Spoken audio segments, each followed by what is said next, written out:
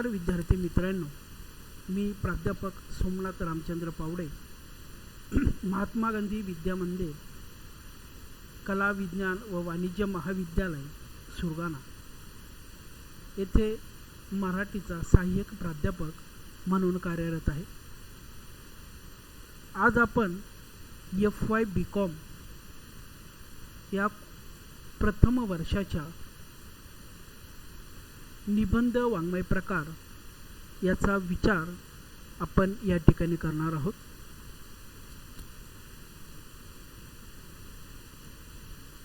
निबंध लेखन म्हणजे नेमकी काय? विद्यार्थी मित्रांनो, खरे तर आपण 5वी पासून निबंध लेखन आपण करतो आहोत.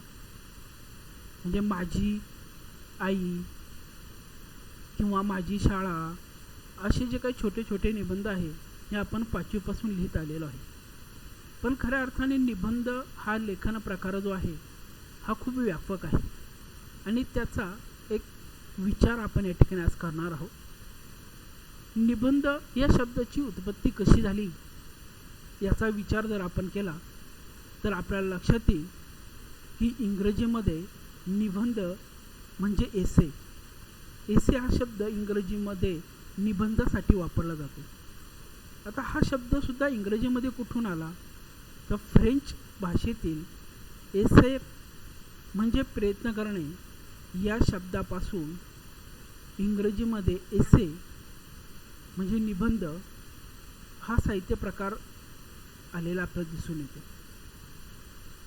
इंग्रजीतील एसे या शब्दासाठीच मराठीमध्ये पर्यायी शब्द म्हणून निबंध हा शब्द वापरला गेला. मग आता निबंध म्हणजे काय? एक ढोबळ मानाने आपण निबंध म्हणजे नि अधिक बंध म्हणजे बांधणे. बांधणे म्हणजे काय?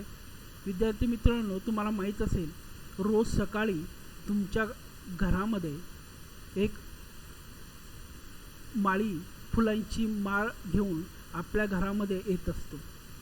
तो काय करत असतो माहिती आहे? त्याच्या बागेमध्ये जे सुंदर सुंदर फुलं असतात ते सुंदर सुंदर फुले ते तोडतो आणि एका दोऱ्यामध्ये ते सुंदर फुलं गुंफतो. तशाच प्रकारचे विचार, जे छान छान विचार आहे ते छान छान विचार आपण एकत्रित करणे, आपल्या विचार त्याच्यामध्ये बांधणे म्हणजे बांधणी करणे. निबंध म्हणजे खरं तर नियमाने बद्ध असणारा, उपाययोजनेसाठी अनुसरून अभिप्रेत लांबीचा तरीही संक्षिप्त नीटपणे मांडलेले विचारांची उपयुक्त असा मुद्देसूद लेख म्हणजे निबंध. आधुनिक साहित्य प्रकारामध्ये निबंध हा आधुनिक गद्य लेखनाचा प्रकार असं मानले जाते. आता निबंध हा आधुनिक गद्य लेखनाचा प्रकार आहे असं ज्यावेळी आपण म्हणतो म्हणजे आपल्या लक्षात येतं की कथा, कविता, कादंबरी, नाटक, प्रवास वर्णन या साहित्य प्रकारासारखाच निबंध हा एक साहित्य प्रकार आपल्याला दिसून येतो. निबंधाची व्याप्ती किंवा स्वरूप हे समजून घेण्याच्या अगोदर आपल्याला निबंधाची व्याख्या बघणं आवश्यक आहे. नेमकी निबंधाची काय व्याख्या होते? खरं तर वेगवेगळ्या विचारवंतांनी निबंधाच्या वेगवेगळ्या व्याख्या मांडलेल्या आपल्याला दिसून येतात. यामध्ये फक्त काही व्याख्यांचा विचार आपण या ठिकाणी करूया. पहिली व्याख्या असं म्हटलं जातं की एखाद्या विषयासंबंधी केलेली स्पष्टीकरणात्मक, विवरणात्मक लेखन म्हणजे निबंध.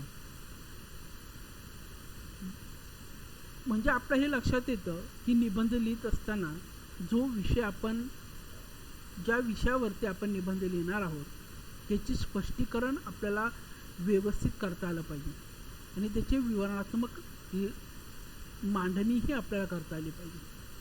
दुसरी व्याख्या अशी सांगते की एखाद्या विषयासंबंधी केलेली माहितीपूर्ण विवेचन म्हणजे निबंध.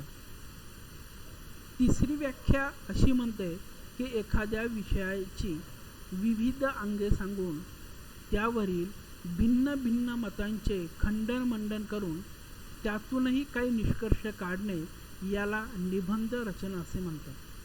विद्यार्थी मित्रांनो, ही व्याख्या खूप व्यापक अर्थाने तयार केलेलं आपल्याला दिसते.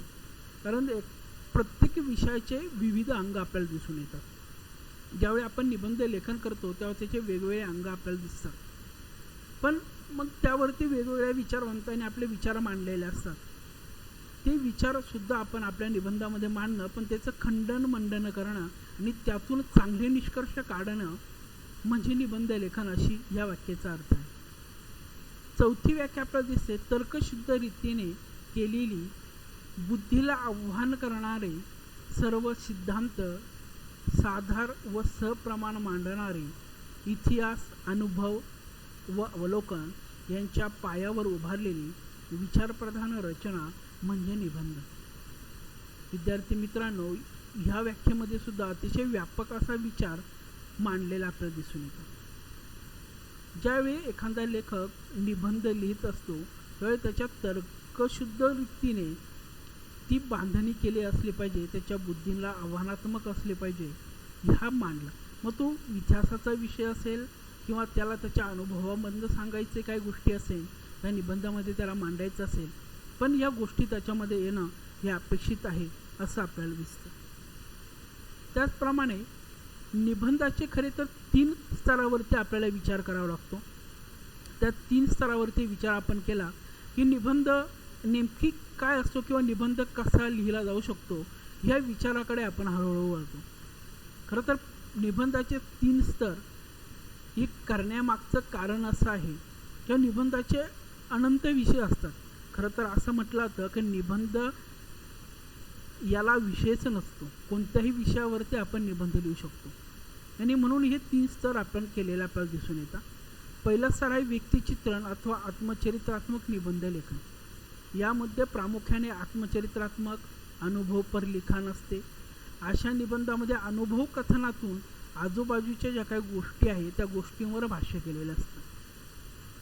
दुसरा स्तर आहे तो म्हणजे वास्तव आणि वस्तुनिष्ठ.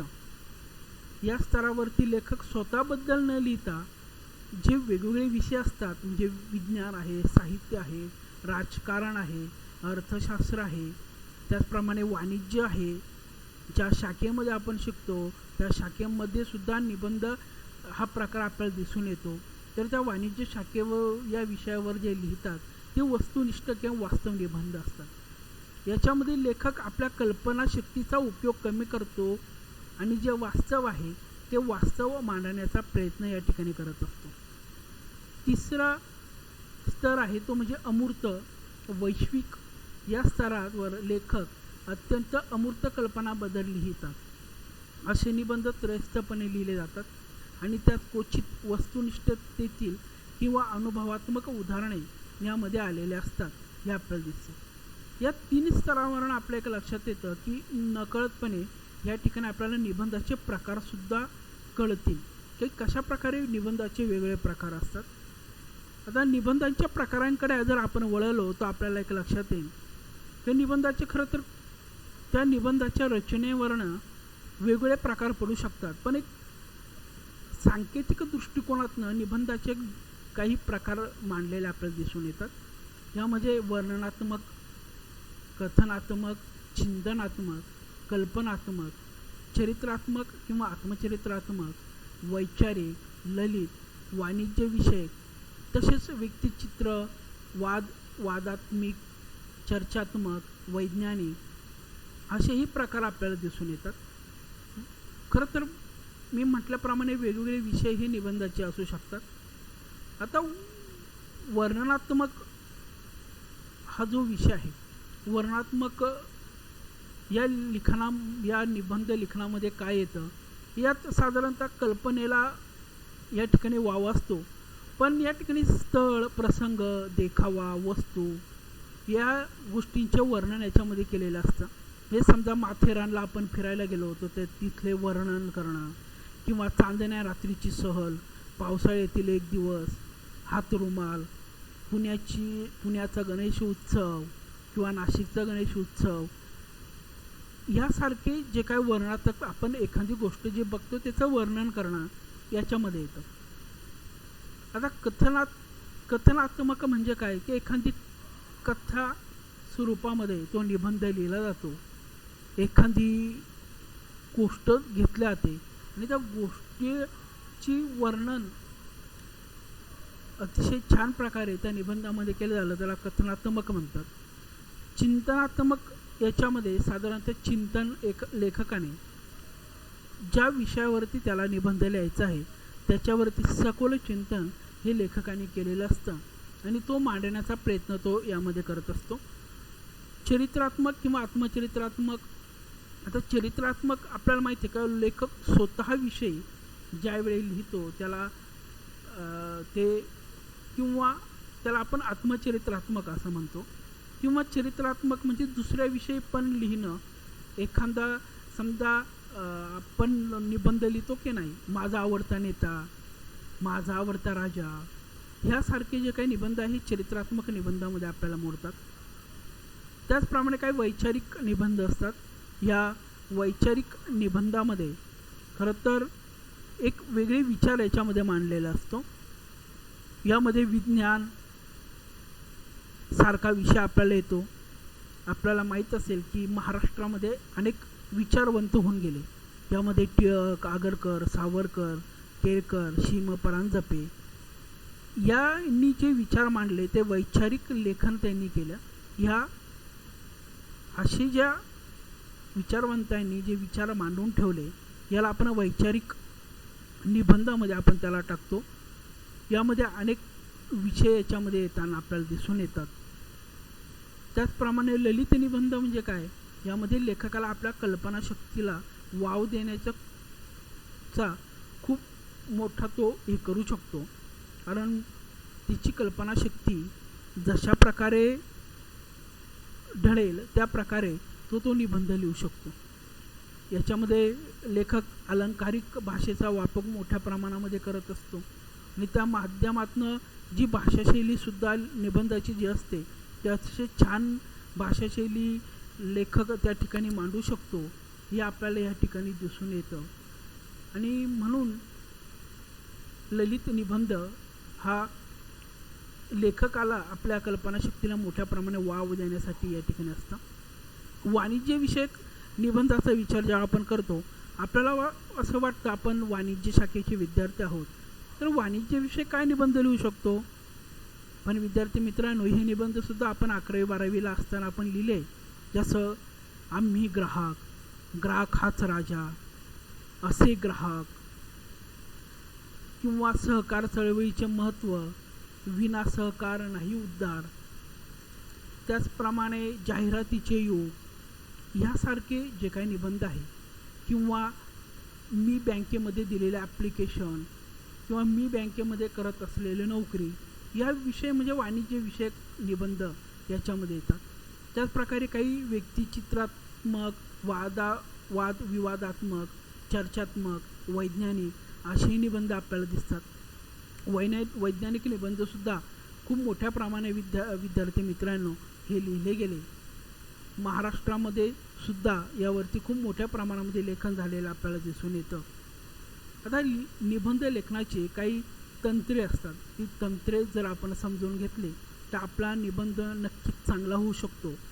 किंवा उत्कृष्ट निबंध जर लिहायचा असेल तर तिची काही तंत्रे आपण जर अवगत केली तर आपला निबंध नक्कीच चांगल्या प्रकारचा होईल. निबंध लिहित असताना काही गोष्टींचा आपण विचार करायला हवा. पहिली गोष्ट म्हणजे त्या निबंध लेखनाचा आराखडा आपण तयार करायला हवा. निबंधाचं जे काही शीर्षक आहे ते शीर्षक योग्य पद्धतीने आपण निवडावं, त्याचा विचार करावा आणि त्यानंतर त्याची प्रस्तावना थोडक्यात मांडावी. विषयाची तोंडओळख आपण सुरुवातीला करून द्यावी. निबंधाच्या गाभा लिहित असताना किंवा निबंधामध्ये त्या विषयाची मांडणी करत असताना त्यामध्ये काही गोष्टींचा विचार आपल्याला करावा लागेल, ते आपण पुढे करणार आहोत. आणि त्या निबंधाचा समारोपसुद्धा हा चांगला असला पाहिजे. कारण जितका छान समारोप असेल तितका छान तो निबंध होतो. आता आराखडा, शीर्षक, विषयाची तोंडओळख, निबंधाचा गाभा किंवा समारोप हे करत असताना निबंधाच्या काही गोष्टींचा विचार आपल्याला करावा लागतो. हे निबंध लिहित असताना त्या विषयाविषयी जो विषयावरती आपण निबंध लिहिणार आहोत त्याविषयी सखोल माहिती आपल्याला असणं आवश्यक आहे. नसेल तर ते आपण इंटरनेटच्या माध्यमातून असेल, आजकाल आपल्याला माहिती आहे का गुगल गुरुवर ते आपल्याला सर्व मिळतं, त्या गुगलचा उपयोगही आपण करू शकतो.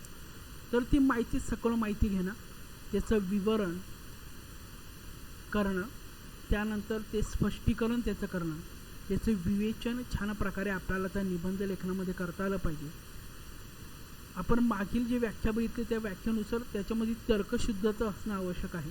जो विषय आपण मांडतो आहोत त्याची पूर्ण माहिती, म्हणून म्हटलं की आपल्याला पूर्ण माहिती घेणं आवश्यक आहे. फक्त तर्कावरती तो निबंध आधारित नसावा, तर त्या तर्काची शुद्धताही असावी, विचारप्रधानता त्याच्यामध्ये असावी.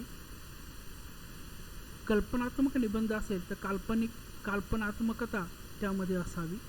अन्य भाषेतील संदर्भ ज्यावेळी आपण त्या निबंधामध्ये घेतो, म्हणजे इंग्रजी असेल, संस्कृत असेल, त्याचे सुभाषित ज्यावेळी आपण त्या निबंधामध्ये लिहितो तेव्हा ते सुभाषित आपल्याला अचूकपणे येणं अपेक्षित आहे. नाहीतर असं होतं की तो संस्कृतचा सुभाषित आपल्याला व्यवस्थित माहीत नसतं, त्या ठिकाणी मग आपला निबंध हा चांगल्या किंवा उत्कृष्ट प्रकारचा होऊ शकत नाही. त्यामुळे ते सुभाषित आपल्याला चांगल्या प्रकारे त्याचं लिखाण आपल्याला करता आलं पाहिजे. निबंध लिहित असताना शुद्ध लेखनाच्या चुका टाळाव्यात, कारण तो निबंध चांगला होत नाही. निबंधामध्ये त्याचप्रकारे सुबद्धता किंवा सुस्पष्टता असावी. जो विचार आपण मांडतो आहोत त्या निबंधामध्ये, तर त्याची सुबद्धता किंवा सुस्पष्टता असावी. मार्मिक दृष्टांतादी अलंकार ही त्यामध्ये असावे. त्याचप्रमाणे चपखल युक्तिवाद त्यामध्ये असावे. आणि आपली जर विनोदी बुद्धी जर असेल तर नर्म विनोदी स्थळं त्याच्यामध्ये असावे. विद्यार्थी मित्रांनो, तुम्हाला माहीत असेल की प्र के अत्रे असेल, पु ल देशपांडे असेल, ह्या लेखकांनी जे विनोदी लेखन केलं आहे ते अतिशय मार्मिक पद्धतीने आपल्याला दिसून येतं. त्यांच्या साहित्याचा अभ्यास जर आपण केला तर ती गोष्ट आपल्या लक्षात येईल. वेदक भाषाशैली आपली असली पाहिजे. विचारांचे नाविन्यसुद्धा त्यामध्ये असलं पाहिजे. कोणाची तरी विचार त्याच्यामध्ये नको, तर आपले विचार हवे, म्हणून विचारांची नाविन्यता निबंधामध्ये असणं अपेक्षित आहे. आणि त्यांच्या अभिव्यक्तीचे स्वारस्यही त्यामध्ये असणं आवश्यक आहे. या गोष्टींचा समावेश निबंधात असावा, म्हणजे आपला निबंध हा नक्कीच उत्कृष्ट होईल, यात शंका नाही. आता हे सर्व बघितल्यानंतर आपल्याला काही लक्षात येईल का या निबंधाचे ज्यावेळी आपण हे बघितलं त्यामध्ये काही संभाव्य प्रश्न आपल्याला परीक्षेमध्ये येऊ शकतात. विद्यार्थी मित्रांनो, ते प्रश्न म्हणजे असे आहे, हे निबंध म्हणजे काय स्पष्ट करा. निबंधाच्या व्याख्या सांगून स्वरूप व व्याप्ती स्पष्ट करा. निबंधाचे प्रकार लिहा. निबंध लेखनाचे तांत्रिक घटक स्पष्ट करा. वाणिज्य व वैचारिक निबंधाची माहिती लिहा. ललित निबंधाची मांडणी स्पष्ट करा. यासारखे काही संभाव्य प्रश्न आपल्याला परीक्षेसाठी येऊ शकतात. आपण नक्कीच याचा विचार करावा असं मला वाटतं. धन्यवाद.